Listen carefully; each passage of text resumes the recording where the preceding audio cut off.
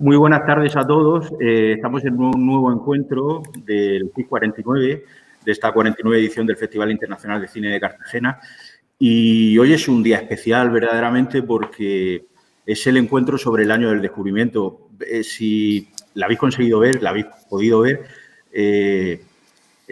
seguro que estáis de acuerdo en que ha sido una obra espectacular, es una obra maravillosa, se ha rodado en Cartagena y era una de las puntas de lanza de este festival nuestro para este año, pero bueno, hemos tenido las circunstancias que tenemos, que no hemos podido proyectarla en pantalla grande, que es lo que todos queríamos, pero bueno, la hemos podido ver online, espero que pronto la podamos ver en Cartagena en pantalla grande y tenemos aquí, aparte del equipo que os voy a presentar, tenemos en la pantalla, por un lado tenemos a Luis López Carrasco, que es el director de la película, es co-guionista, y también tenemos junto a él a Sergio Jiménez, que es el montador de la película. Hola a los dos. Hola, ¿qué tal? Buenas. ¿Qué tal? Bienvenido. Muchas gracias. Por otro lado, tenemos a Raúl Liarte, que es co-guionista de la película, que también participó en ella. Él es cartagenero, o sea que bueno, me imagino que la historia del año del descubrimiento pues la conoce bien. Evidentemente sí, porque ha sido co-guionista. Ahora hablaremos también de todo eso. Bienvenido, Raúl. Muchas gracias. Muchas gracias a vosotros por invitarnos. Y también tenemos a Alberto Carlasare, que es el diseñador de sonido de la película y también está con nosotros, pues bueno, para contarnos también, pues, entresijos de la película y demás. Yo he de decir que yo participé en la película, le eché una mano a ellos en lo que pude y lo que quiero más que nada es no hacer una entrevista como les he comentado yo, sino quiero que ellos, pues bueno, me cuenten un poco pues cómo rodaron la película, cómo surgió la idea, cómo fue el montaje, cómo fue el diseño del sonido, cómo fue todo eso. No sé, por ejemplo, podemos empezar con Raúl y con Luis, que bueno, cómo gestaron entre ellos dos esta idea de película, por qué surgió, el motivo por el cual decidieron que había que hacer este cine tan especial y que no tantos años, desde hace tantos años que no se hacía en España, pero vamos, que cuenten ellos, que prefiero que hablen ellos que hablar yo. Todo empezó, ¿te acuerdas, Raúl, en un certamen de flamenco en Sucina, ¿no? Camino de Sucina, ahí en el puerto del Garruchal.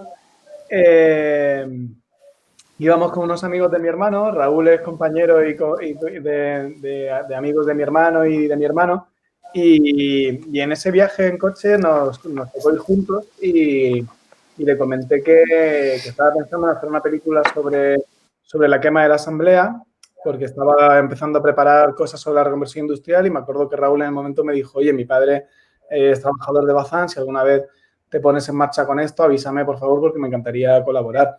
Y un año o 2 años más tarde ya contacté con él, empezamos a colaborar y desde el minuto 1, pues Raúl, digamos que esto lo puede contar él a través de su padre, nos dio contacto con José Ibarra y empezamos a preparar la película. La idea era, bueno, lo que hemos contado otras veces, ¿no?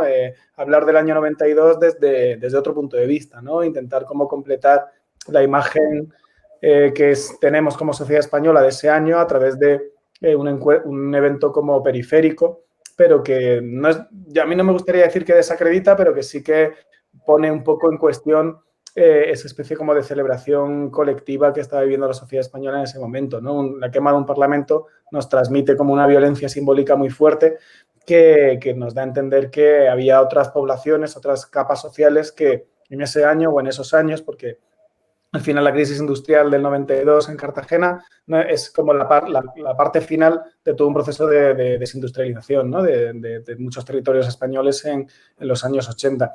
Entonces, pues esa desesperación que estaban viviendo todas esas ciudades o todos esos barrios no formaba parte un poco del relato que se ha dado a conocer, el relato más institucional y ese era un poco el punto de partida. No sé si quieres contar más cosas, Raúl.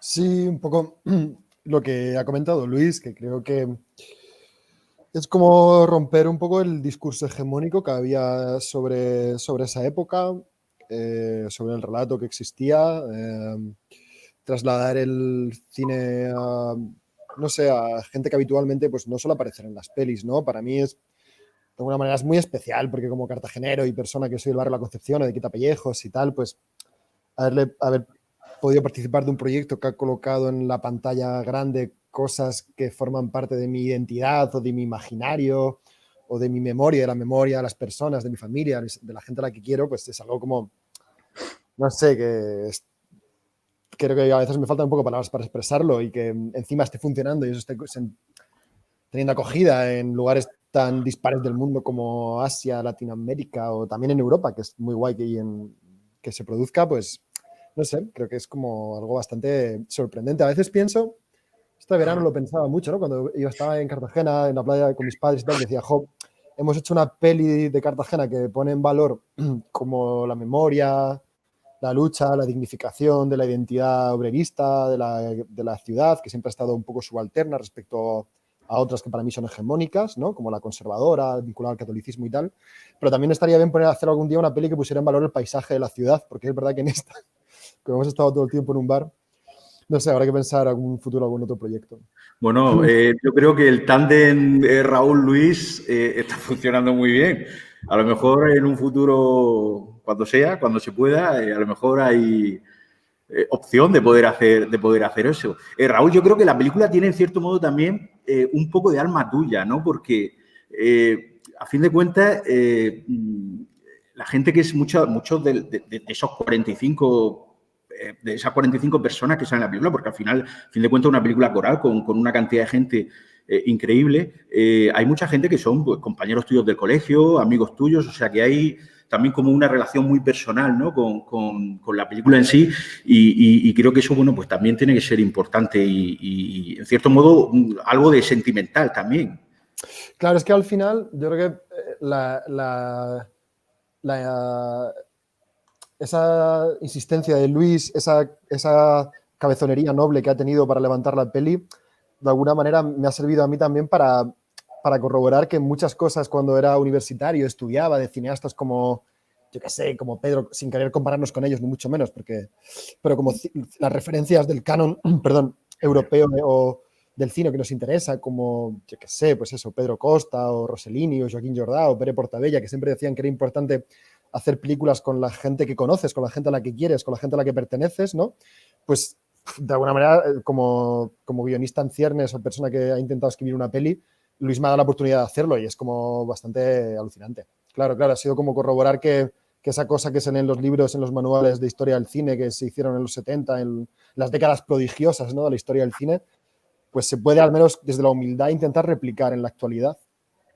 Sí, yo estoy de acuerdo que el alma del proyecto es Raúl, porque Raúl no solo tiene una función fundamental en el guión, sino que también desde el punto de vista del casting incorpora a mucha de su gente, de la gente de su barrio dentro de la película, pero también estaba como con todos los sentidos, con todo su radar, cada vez que bajábamos a Cartagena, cada vez que él iba a Cartagena en verano o en las fiestas, como muy atento a buscar personas que pudieran entrar en la película, ¿no? Me llamaba y me decía, oye, estuve el otro día en un concierto, o estuve el otro día en casa de no sé quién y conocí, pues, por ejemplo, a una mujer que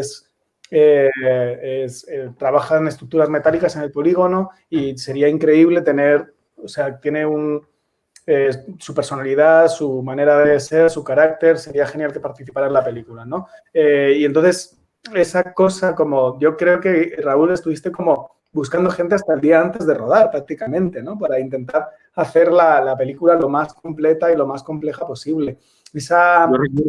Perdón.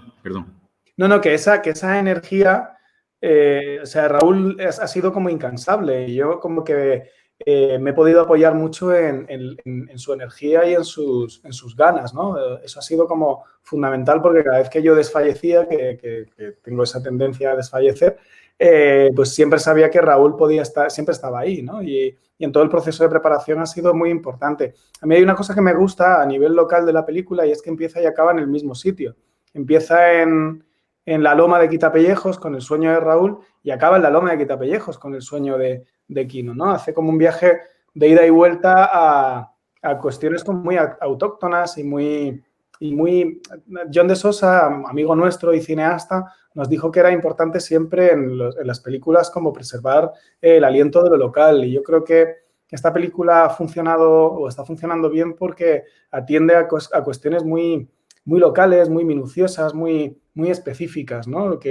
Con las que de alguna manera sorprendentemente todo el mundo se puede identificar. O todo el mundo, bueno, todo el mundo que tenga que trabajar para vivir, que es un porcentaje elevado de la población. Me escriben por aquí, me dice Esther, que le doy paso. Nos dice el concejal de Cultura de Cartagena, que está viendo el encuentro, que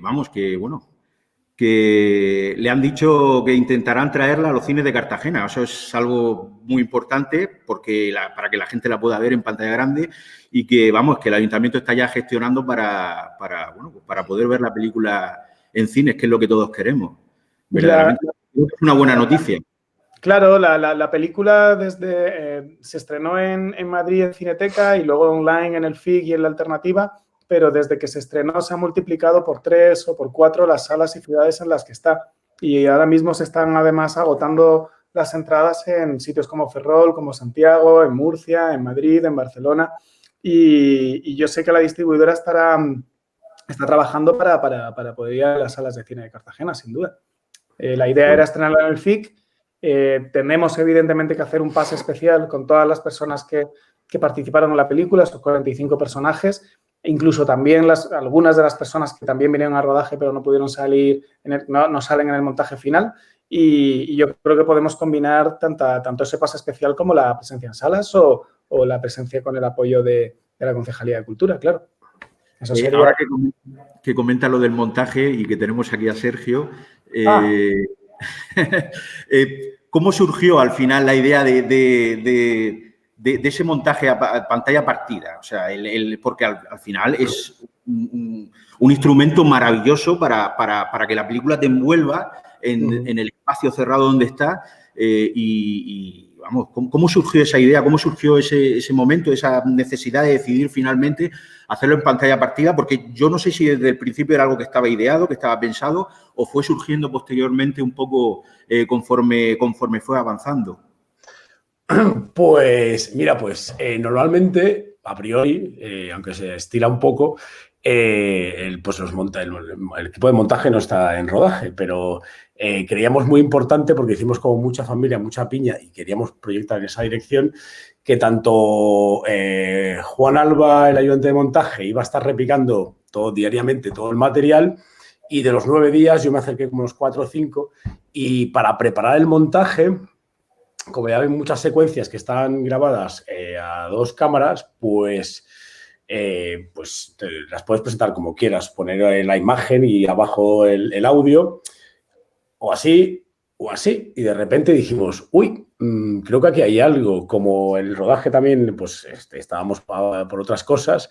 Cuando ya hablé con Luis, le enseñé un poco el dispositivo y de todas maneras siempre quiero tirar un poco para atrás. Como trabajamos juntos en montaje, intentamos, no solo, siempre digo, divertirnos, pero también ir un poco más allá con respecto a eso, a generar dispositivos o darle la vuelta a los recursos lingüísticos cinematográficos clásicos. Y entonces, eso que simplemente nos miramos, yo le dije, aquí hay algo, él también lo vio, porque además era una historia muy visceral, era como, hostia, es que esto así... te explota la cabeza y pueden pasar millones de cosas si nos podemos como escarbar.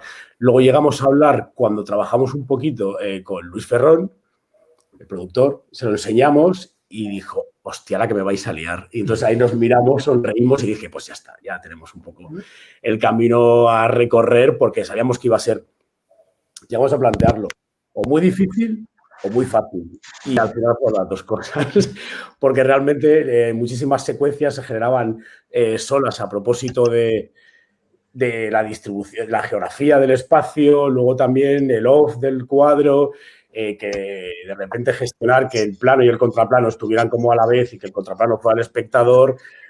Había una comunicación entre planos que era una locura, el salto generacional, los discursos, la única voz, el cine envolvente, el cine inmersión ahí, experiencia, de repente es que nos estallaba la cabeza y fue como, venga, va, a hierro y aceleramos aceleramos, que fueron 9 meses, que no ni corrimos ni nada, al revés, fue muy... Algo corrimos.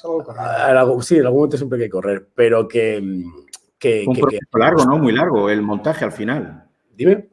Fue un proceso muy largo, digo, el montaje, ¿no? Al final. Desde el mismo noviembre que empezó el rodaje hasta que cerramos el montaje en junio, en julio.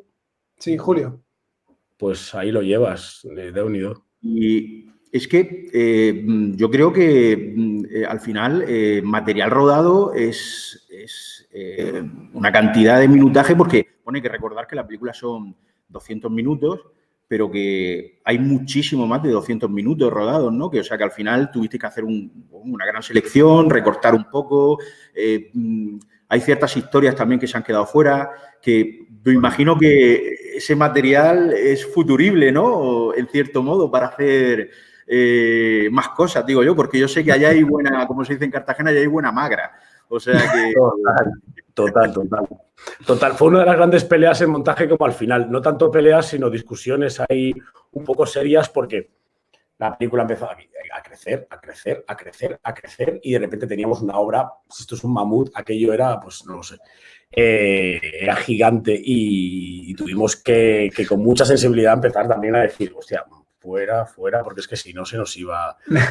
Sí, me estoy acordando que Sergio tenía un post-it encima de todo el tablón con todas las personajes, todas las líneas de diálogo en la que de motivación ponía Make Cartagena Great Again. Me acuerdo. Porque cuando nos íbamos, como bien ha comentado antes Luis, cuando nos íbamos un poco ahí también, porque muchas veces, en este caso, los discursos generaban un poco la luz que había que seguir, pero luego también las imágenes nos llevaban a experimentar y a seguir jugando. Estamos dentro del bar, no, volvemos, nos vamos. Era como lo que decía antes Luis a propósito de John, ser localistas, ¿no? En plan de cuando se nos iba, vuelve a casa, vuelve a Cartagena. Y estábamos todo el rato, ¿de qué hablamos ahora? Y éramos, hostia, que no se nos olvide que seguimos aquí en Cartagena, que va de eso, de hacer Make Cartagena Great Again. Era guapísimo, la verdad. Oye, pues yo creo que es una frase indicada, ¿eh? O sea, con cierto toque irónico, evidentemente. Claro. Una frase muy indicada. Alberto, me imagino que el sonido también se encarga un poco también con el tema del montaje, ¿no? Colabora y todo eso.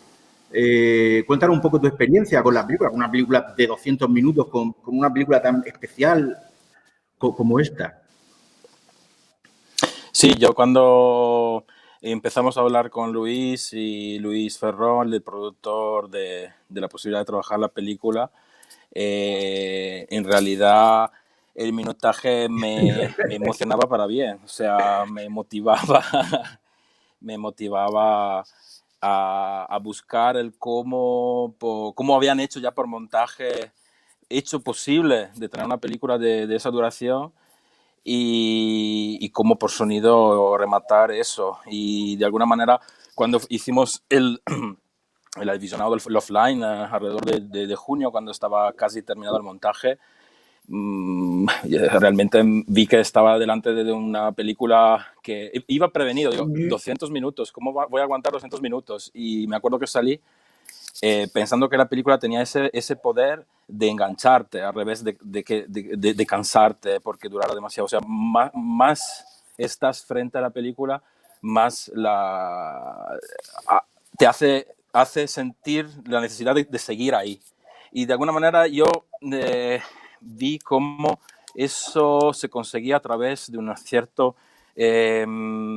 envolvimiento. El montaje de alguna manera intentaba envolver al espectador y además a través de esta pantalla tan alargada y esa manera de encuadrar a doble pantalla, digamos.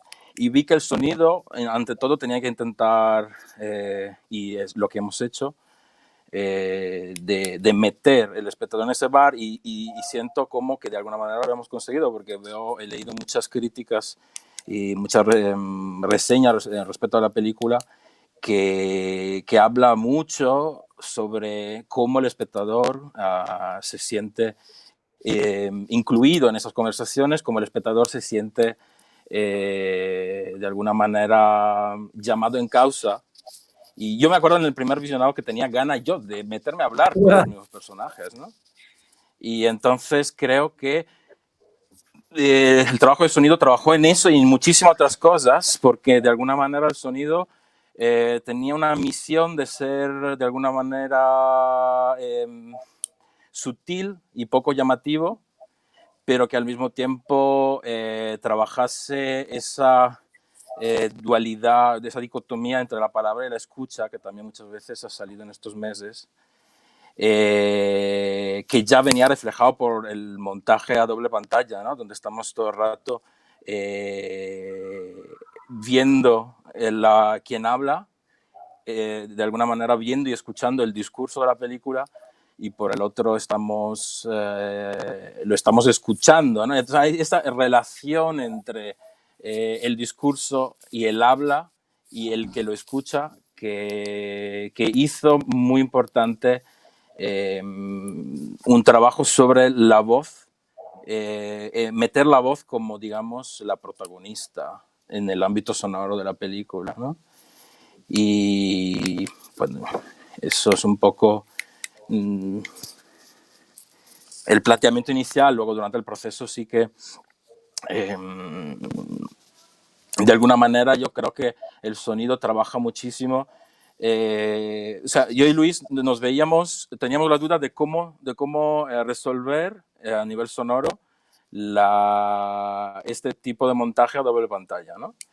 Y de alguna manera podíamos haber ido hacia dos direcciones, que era la de favorecer ambos discursos, el discurso de la pantalla izquierda y la pantalla derecha, pero veíamos que lo que teníamos que hacer con el sonido era lo opuesto, sino generar unificar y dar sentido de alguna manera a esas dos pantallas, y entonces generar un nuevo espacio cinematográfico, que ya no estamos hablando de plano y contraplano, sino estamos hablando de la película en sí, que transcurre de esa manera en doble pantalla. Sí, yo me acuerdo, el trabajo de Alberto fue increíble porque cómo construyó, o sea, toda la percepción que se tiene de la voz es toda una construcción de toda la ecualización y el diseño del sonido, ¿no? El hecho de que la película te haga partícipe de estar en ese espacio está muy construido. Yo me acuerdo que a medida que iba viendo el trabajo de Alberto, ir notando cómo esa pantalla plana se iba convirtiendo en un espacio tridimensional, ¿no? Cómo cada cubito de hielo sonaba, cómo de repente Alberto tenía como la intuición de ir colocando casi lo que no aparecía en plano. Si de pronto una mano se iba, salía de encuadre, de pronto Alberto inventaba que había soltado un mechero encima de la mesa. Me acuerdo que entonces de repente es como que todo el espacio que rodeaba, hay que decir que claro, la película está grabada en un 98% con el bar Latana cerrado. Al principio del film sí que hay desayunos, sí que se ve a la clientela de cuando el bar estaba abierto, y los desayunos y la clientela de esa época, o sea, de este sitio, pero teníamos que reconstruir también sonoramente no solo la impresión de que el bar estaba habitado, o sea, el bar estaba prácticamente vacío cuando nosotros rodamos, y además muchas veces en la doble pantalla estamos montando, que eso, el trabajo con Sergio fue increíble, teníamos que sincronizar dos pantallas, dos imágenes, a ver, así, dos imágenes que pareciese que estaban sucediendo a la vez cuando habían sido grabados en momentos muy distintos, ¿no? Eso en el momento del aperitivo se ve muy bien, donde está toda la muchedumbre en la barra y en las mesas la gente hablando, ¿no? Y eso lo habíamos construido en imagen, pero la unificación sonora, ambiental, era importante darla en sonido, ¿no? Entonces fue un trabajo de una altísima precisión. Evidentemente es que sí, es cierto que la película al final te acaba rodeando por completo, el espacio te acaba rodeando tanto por el sonido, por la doble pantalla, de esa manera. Y yo he de decir, bueno, tenemos una pregunta que nos lanzan, que nos quieren lanzar, que dónde se puede ver la película en el extranjero. Me imagino que, bueno, por ahora está teniendo más que nada recorrido en festivales, ¿no? No sé si hay se sabe algo de... A partir del viernes se puede ver en el Reino Unido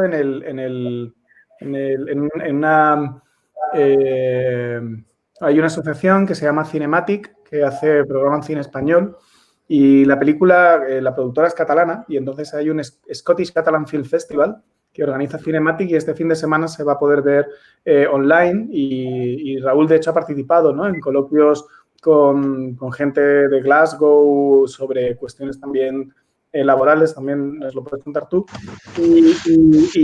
Bueno, la película sigue en distribución, se ha visto en festivales de todo el mundo y en el extranjero ha estado disponible en muchos sitios realmente. Se ha podido ver en Francia, en Argentina, en México y cuando se ha podido ver en festivales híbridos, ¿no?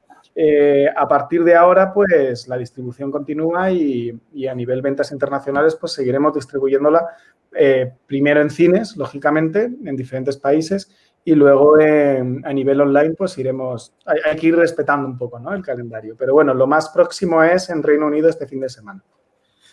Muy bien, yo tengo una pregunta, así que me viene, que es para todo, a ver lo que pensáis. Esto es una idea que hemos estado hablando que la película se rodó mayoritariamente en el bar Tana, que es un bar mítico de aquí de Cartagena, que por cierto, al cual yo era bastante asiduo a mis desayunos hasta que me lo cerraron.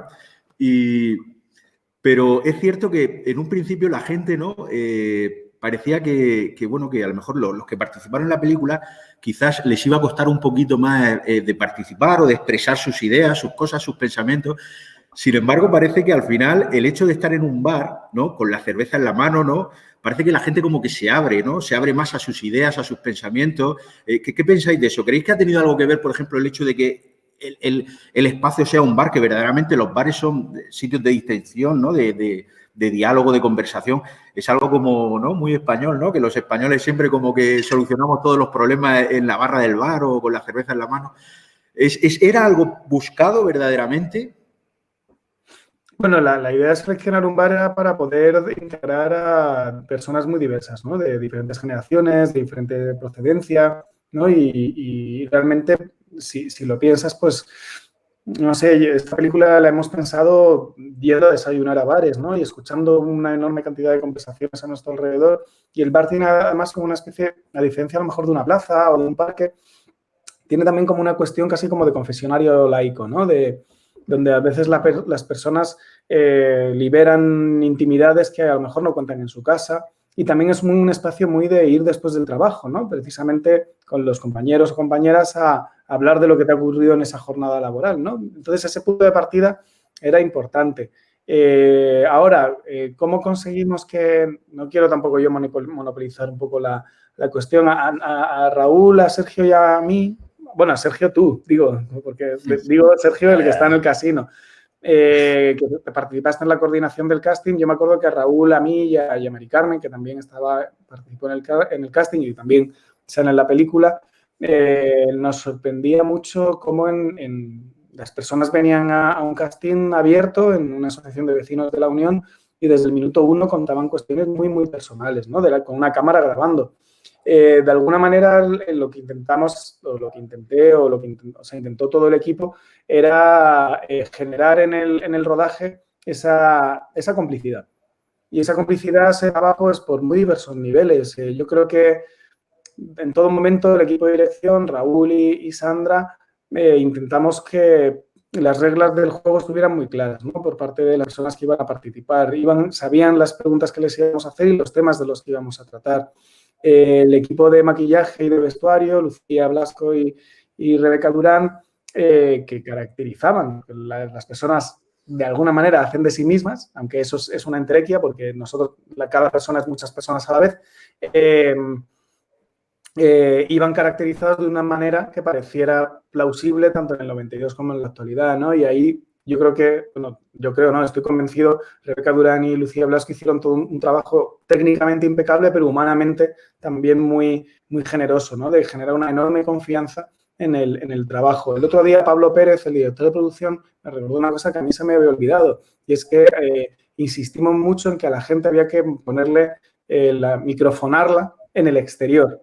Ellos se vestían en los habaneros, venían de la mano de Raúl también les iba como relajando y tranquilizando porque la gente venía muy nerviosa y en la puerta del bar se les ponía el micrófono porque yo quería que una vez que entraran en el bar, ellos estuvieran en el bar y no en un set de rodaje.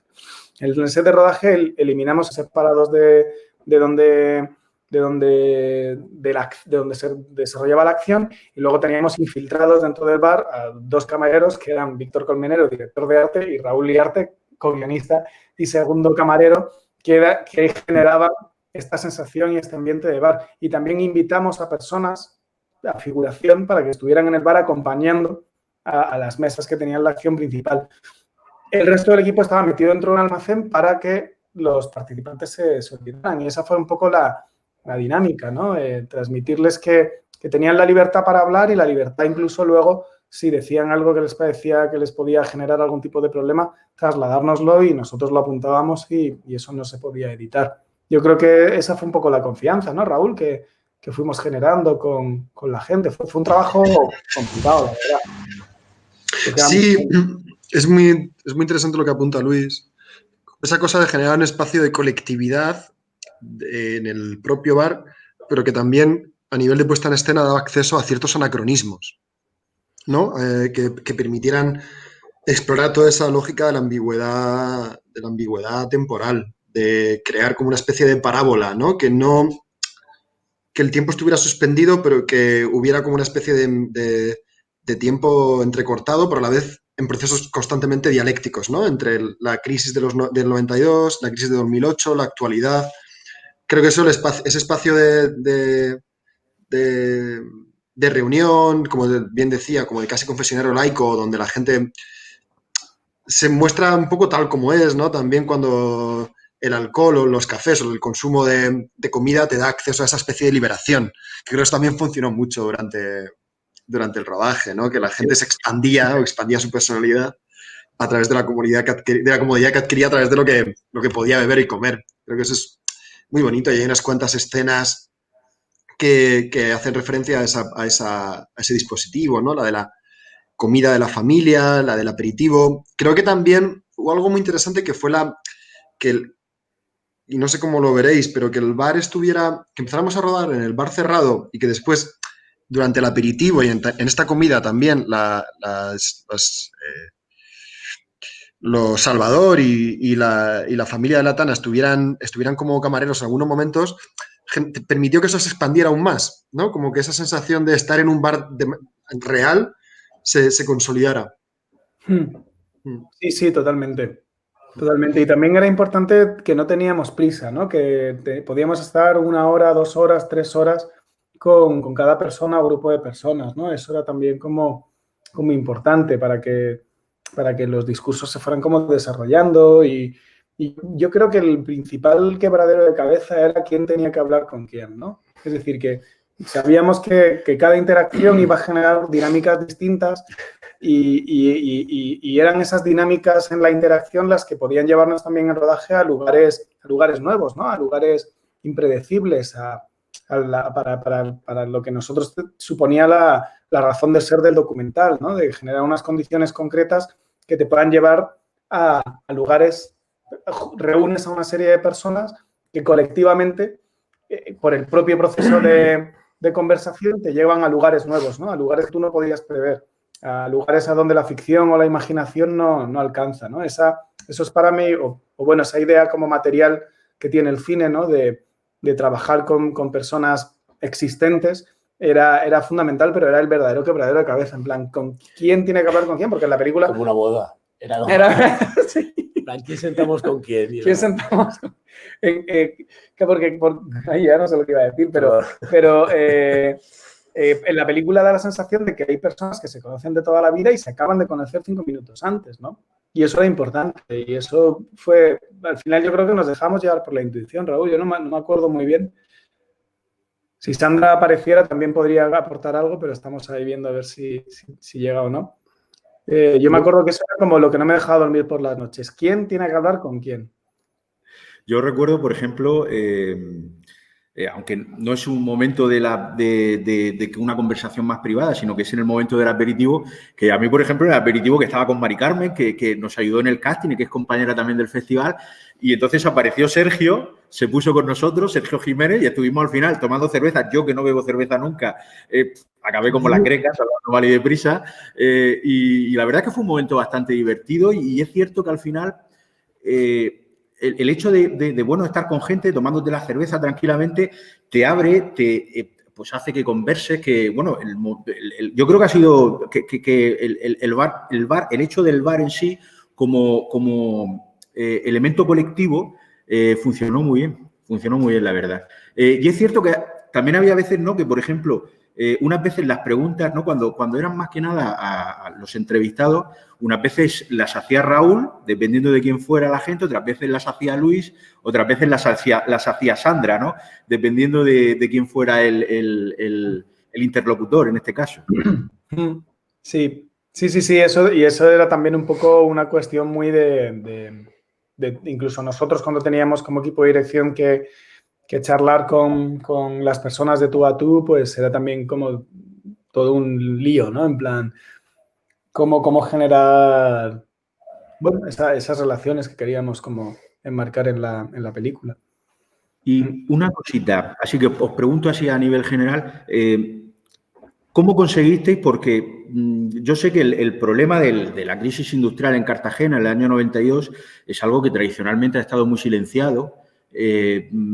La gente, muchas veces esta gente que participó en esa lucha sindical, en esa lucha obrera, no consideran que hayan hecho nada especial.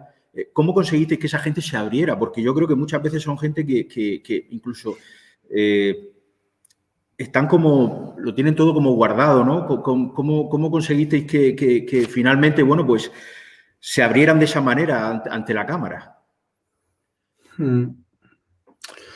La verdad es que mi hermano, que es sociólogo y que trabaja mucho haciendo como estrategias de captación de personas para grupos de discusión, y de alguna manera la película es un grupo de discusión sociológico, nos transmitía que muchas veces ahora entro en lo que tú preguntas, pero también nos pasaba incluso cuando hacíamos los castings, no con los protagonistas históricos del 92, ¿no? Como que era importante como transmitir que cosas que forman parte de tu vida y que de alguna manera tu vida es muy parecida a la de las personas de tu calle o de tu edificio, pues que muchas de esas cuestiones que puedan parecer muy, muy comunes o muy cotidianas, pues que era lo que nos interesaba, ¿no? Que era lo que para nosotros nos parecía valioso, ¿no? Y eso lo intentábamos transmitir en todo momento. Con respecto a los protagonistas del 92, durante mucho tiempo, la mayor parte de ellos que hablaban con nosotros para contarnos sus experiencias, pero no querían salir en la película. Nos decían, bueno, yo en la película no salgo, pues yo no tengo nada que decir, yo no.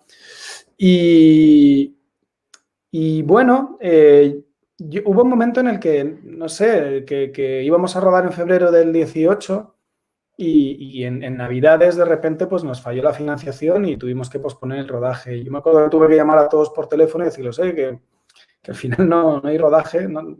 Yo esperaba que saliese a ser la película, aunque no lo tuvieras claro y tal, pero que al final no sabemos si se va a rodar, no sabemos cuándo rodaremos, y yo creo que ese momento también como de fragilidad nuestra, pero al final, yo que sé, aunque Raúl sea de Cartagena y yo sea de Murcia, no dejamos de ser unos tíos que vienen de Madrid con una movida, ¿no? Y que bueno, no sabes muy bien, al final tienes que depositar una enorme confianza en ese equipo de rodaje que viene, y yo entendía como todas las prevenciones, sobre todo porque en muchos casos las personas rememoran aspectos enormemente dolorosos que están todavía muy a flor de piel, ¿no?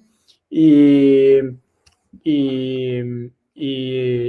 yo creo que en ese momento también ellos entendieron el esfuerzo tan inmenso que nos estaba costando hacer esta película, ¿no? Como que reconocer también como nuestra propia fragilidad, creo que fue importante como para que ellos se motivaran en lo frágil y lo difícil que estaba siendo todo esto, y que de alguna manera era una oportunidad especial, ¿no? Para poder aportar esa visión desde la dimensión de los trabajadores y los sindicatos. Pero yo creo que son una parte fundamental de la película. O sea, las intervenciones, hay intervenciones, por ejemplo, yo estoy recordando, por ejemplo, intervenciones de Ibarra, ¿no? Hablando pues del problema sindical a día de hoy, como de esos barros, estos lodos a día de hoy, incluso hablando de la famosa caída del muro de Berlín y todo lo que supuso pues para el neoliberalismo y para el capitalismo. El otro día, haciendo cuentas en casa, veía precisamente, a raíz de volver a ver la película y escuchar la intervención de Ibarra sobre el tema de la caída del muro de Berlín, hacía un análisis, y es que verdaderamente La Unión Soviética cae el 25 de diciembre del año 91 y solo 40 días después, justos, es cuando se le prende fuego al Parlamento en Cartagena.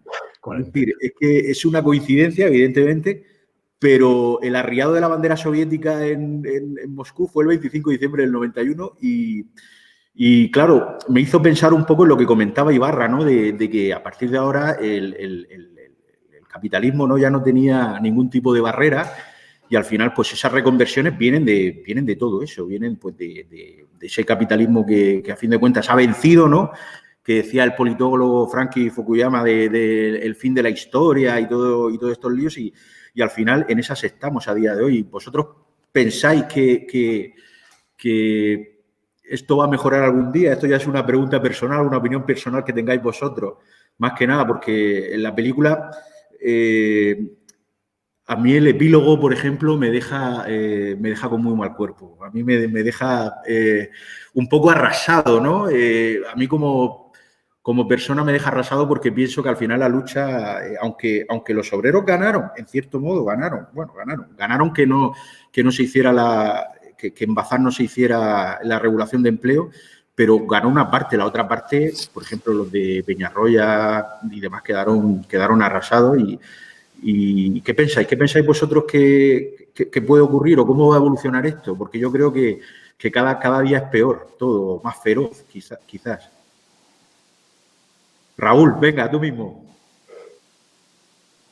Bueno, creo que también está bien, entiendo lo que dices, pero que el poner en valor la capacidad del cine para explorar procesos políticos que han estado olvidados, sacarlos a la luz y entender que las cajas de herramientas de acción colectiva, política, que se podían dar en un contexto de estructuras fordistas, industriales, donde la gente compartía 8 horas de trabajo en un lugar donde se trabajaba con el cuerpo, son muy distintas a las que el precariado del siglo XXI, atravesado por las políticas neoliberales de carácter casi anatómico que se producen a partir de la consolidación de la raza y la crisis de 2008, tenemos, ¿no? Nosotros como generación. Y ahí creo que la película lo que es coloca una responsabilidad en el espectador, me da la sensación. Y creo que ahí no es... Creo que si de alguna manera te desesperante es porque quizás esa responsabilidad es demasiado gruesa, pero es que de alguna manera estamos obligados a luchar, igual que otra gente estuvo obligada a hacerlo, ¿no? Sí, para mí una gran virtud de la película y del arte en general debería tener esto mucho en cuenta es el que no da respuestas fáciles o rápidas. Y a mí me parece un ejercicio casi de humildad no dar una respuesta a estas cosas dentro de la película. Luego cada uno puede tener sus opiniones personales y yo tengo mi experiencia, Luis la suya, Raúl, todos tenemos nuestras experiencias y opiniones y podemos... pero lo bueno de todo esto es que todas las opiniones valen y todas las opiniones que en las salas de cine donde se proyecta la película nacen, son válidas y yo creo que esa es la mayor virtud, una de las grandes virtudes de la película. Al lado de que todas las cosas que se comentan no salen de instituciones o representantes de determinados grupos, movimientos o asociaciones, sino vienen directamente de las personas, de los trabajadores y de las personas que quizás nunca han tenido la oportunidad de estar en pantalla, ¿no? y de contar las cosas de una manera, no sé el adjetivo, pero de una manera, digamos, no institucionalizada, ¿no? Y yo estoy seguro que las opiniones de los personajes de la película no es necesariamente la opinión de Luis o de Raúl. Claro. O sea, al final las intervenciones de los personajes son de las distintas personas que intervienen son personales, claro. Pero, sí. No, por comentar, ¿no? Que, claro, la película intenta como empatizar con O sea, estoy muy de acuerdo con lo que dicen Raúl y Alberto, ¿no? Es decir, que recoge una memoria desconocida y la pone en circulación de repente, ¿no? Fragmentos del pasado, fragmentos que pueden ser inspiradores.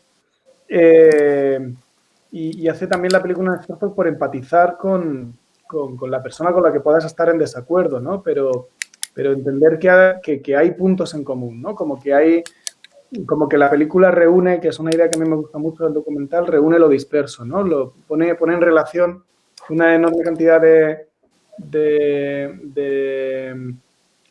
personas que a lo mejor de repente comparten objetivos comunes, pero no lo saben porque están aisladas, ¿no? Y por un momento en esta película comparten un mismo espacio.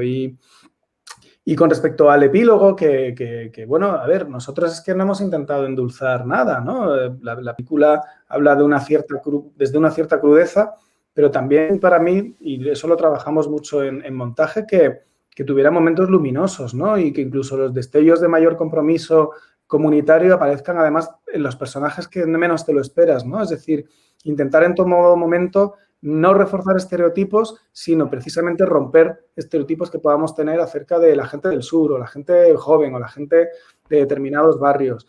Y es cierto que el epílogo habla de una situación difícil, pero también es verdad que la película es cierto que no ofrece ninguna respuesta, pero creo que hace las preguntas adecuadas. Sí. Y esa era la idea, hacer la pregunta adecuada para pensar cuál es el futuro del asociacionismo laboral, ¿no? ¿Cómo tienen que ser los sindicatos del futuro? Porque sí que es cierto que la película, en diferentes momentos, pero sobre todo en esa parte final, transmite como una cierta impotencia. A mí me está sorprendiendo porque dependiendo un poco de la generación de los espectadores, o dependiendo un poco de unos perfiles que todavía no he terminado de pillar, sí que he leído como muchas lecturas como de que la película parece como pesimista. A nosotros nos sorprende mucho, desde luego es una cuestión que cada espectador o espectadora puede valorar, pero la experiencia que yo estoy teniendo, sobre todo con gente joven, cuando vamos a poner la película o cuando luego nos escriben, es que la gente sale de ver la proyección y dice, corriendo me voy a afiliar a un sindicato. Es decir, la película provoca una reacción, pero no sabemos si... O sea, hay mucho cine que hace épica de las derrotas pasadas y hay mucho cine que genera una especie de proselitismo de vender como una especie de gran victoria. Es decir, si estimulas también esta idea de una especie de optimismo absoluto, también eso es como muy confortable, ¿no? Entonces creo que la película, como comentaba Raúl y Alberto, te coloca en una posición distinta, pero la experiencia que nosotros estamos teniendo es que la gente sale corriendo a afiliarse a un sindicato. Eso para nosotros es un logro, la verdad, porque era lo que queríamos provocar, en parte. Nos lanzan otra pregunta. Bueno, mira, tenemos una pregunta de José Ibarra, aquí, que nos lanza. Muy buenas en todos los sitios, que lleva guardada más de 100, pero me gustaría que nos contarais las primeras reacciones del público en las salas. Hombre, lo primero es darle un saludo a José Ibarra, que es una parte también importante de esta película. Y luego, bueno, pues contestar a la pregunta que nos hace. ¿Alguien quiere contestar? A mí lo que me sorprendió en el estreno en Rotterdam fue que sabíamos, esta película siempre la pensamos con una vocación internacional. Es decir, la película desde el minuto 1 estaba también muy anclada en la idea de que esa misma semana que se quema la Asamblea se firma el Tratado de Maastricht y se construyen los cimientos de la actual Unión Europea, ¿no? Y que habla de dinámicas globales. Pensábamos también que la película podía apelar al público europeo, al público latinoamericano, porque podía compartir determinadas experiencias también de tensión, de precariedad, de represión incluso. Lo que a mí me sorprendió mucho fue que cuando salimos de Rotterdam nos paraban diferentes personas del público que venían de Japón o de Corea y que nos decían que la película les había emocionado mucho porque decían, es que nosotros estamos igual. ¿no? Entonces, como que les apelaba también directamente, ¿no? A gente del sudeste asiático. Es que no podemos pagar el alquiler, la situación laboral es jodidísima. Entonces, de repente, ver que público de lugares remotos, ¿no? Como aparentemente remotos, como Japón o Corea, se sentían también muy interpelados por lo que cuenta el film. No sé si... Yo te quería añadir muy rápido que ayer en el Círculo de Bellas Artes viví una sensación muy bonita, que es sentir que la peli como que por un momento emociona, en otros momentos hace reír, en otros momentos te genera una tensión casi que te apela de una manera tan directa que te incomoda, y creo que todas esas emociones convergentes le dan un cariz bastante especial, y verla ayer en el Círculo de Bellas Artes me dio esa sensación, también con aplausos, ¿no? Algunas experiencias, algunas visiones de algunos de los entrevistados. Creo que en ese sentido es como muy, muy mestiza emocionalmente. Es cierto que yo, por ejemplo, yo la he visto 2 veces. La primera vez que la vi, que fue con el equipo del Festival de Cine de Cartagena, quisimos hacerlo como experiencia colectiva. Nos juntamos varios a ver la película en una pantalla grande, y os tengo que decir que bueno, evidentemente yo, que soy demasiado emotivo, me emocioné, pero hubo momentos en los que rompíamos aplausos. O sea, empezábamos a aplaudir con ciertas intervenciones, empezábamos a aplaudir y a jalear y a pues romper en emoción, porque es cierto que al final la película, como dice Raúl, te lleva a momentos de euforia, te llevas a momentos de más contención, momentos de tensión, momentos de risa. O sea, yo creo que en las 3 horas de película hay un compendio de sentimientos que es verdad que fluyen. También es cierto que yo toda esta crisis la viví también un poquito. Yo era un adolescente y a mí me pilló... yo la primera vez que vi al ejercer al Estado la violencia de una manera radical fue precisamente ese día, porque yo salía del colegio y lo vi prácticamente todo. Y es cierto que eso, pues bueno, también me ha marcado un poco. Pero bueno, me gustaría ir cerrando ya y que tenemos poco tiempo, la verdad, pero bueno, me hubiera gustado, porque yo creo que podríamos estar hablando como que 5 horas si quisiéramos, o al menos las 3 horas 20 minutos que dura la película. Pero bueno, si queréis, no sé, terminar con alguna intervención, comentar cualquier cosa que queráis, este es el momento de hacerlo, si queréis. Yo estoy muy satisfecho, la verdad es que no. Y además que por fin se pueda ver allí y haber hablado con vosotros, la verdad. Que es el origen, es principio y fin. O sea que a partir de ahí... Sí, trasladaros las ganas que tenemos de poder proyectarla en Cartagena, en pantalla grande, y que se pueda ver en los cines y que pueda estar en las salas todo el tiempo posible, y sobre todo congregarnos con todas las personas que participaron, porque sin ellos no existiría esta película.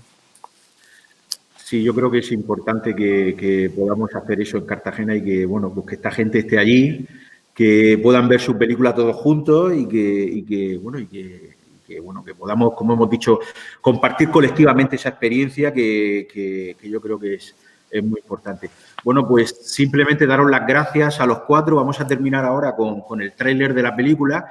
Gracias a Alberto, a Luis, a Sergio, a Raúl, y muchos besos y abrazos para todos. Gracias por vuestro tiempo y especialmente gracias por lo que habéis hecho, porque, bueno, yo ya hablo en este caso como ciudadano de Cartagena, y pues muchas gracias, porque creo que habéis visualizado, dado a la luz algo que ha estado silenciado, y que yo creo que, aunque es un tema muy local, al final es un tema universal, como habéis podido ver en los distintos festivales. Y bueno, pues muchísimas gracias por todo y un abrazo a todos, y espero que nos veamos pronto en Cartagena. Dale. Muchas gracias a vosotros. Gracias. A todos. Muchas gracias. Formada la columna de manifestantes, integrada por no menos de 3.000 personas, comenzaba una marcha que ha durado casi 3 horas. Al paso de la misma por la Delegación General del Gobierno se producían los primeros incidentes de la mañana, que tuvieron su cénit en el Palacio de San Esteban, sede de la Presidencia del Gobierno Regional. Señor, ¿qué le parece a usted esta manifestación? ¿Es usted de Murcia en primer lugar? Soy de aquí de Murcia, sí. ¿Qué le parece a usted esta movilización? ¿Cómo lo aceptan ustedes? Pues hombre, la aceptamos, pues no sé, con justicia, pensando de que eso es muy justo lo que estos señores están manifestando. porque después de tantos años que están llevando en la empresa, de que de buenas a primeras se ven en la calle, pues lo consideramos, ya le digo, que no es una cosa normal, puesto que yo pienso que el gobierno tenía que estudiar y tomar sus medidas de precaución para que esto no surgiera. Que no se puede decir por la radio que la violencia engendra violencia y recibirnos con las cadenas cerradas de la delegación y un cordón de policía, eso sí engendra violencia. Y lo que engendra violencia son los intentos de dejar a la gente en la calle sin trabajo, que es lo que depende del sustento de su familia. ¿Ha ocurrido algo que hemos visto muy afectado a salir? No, nada. A las 12 en punto del día, la marcha entraba en la glorieta de Florida Blanca. A las 12:20 se paraba ante la Delegación General del Gobierno, donde han acontecido los primeros incidentes al intentar forzar un nutrido grupo de manifestantes las puertas del inmueble que dan a la vía pública. Tras un forcejeo con quienes defendían el inmueble desde el interior, los miembros del Cuerpo Nacional de Policía han permitido la entrada al recinto de unas 7 personas, entre las que se encontraba el presidente del Comité de Empresa de Bazán, Antonio Sáez. En los 15 minutos que ha durado la entrevista de esos manifestantes con la delegada del gobierno, han sido arrojados al edificio bolsas con pintura, naranjas, limones, petardos, botellas con amoníaco, piedras, tornillos, etc. Mientras duraba la entrevista se cantaba también en el exterior.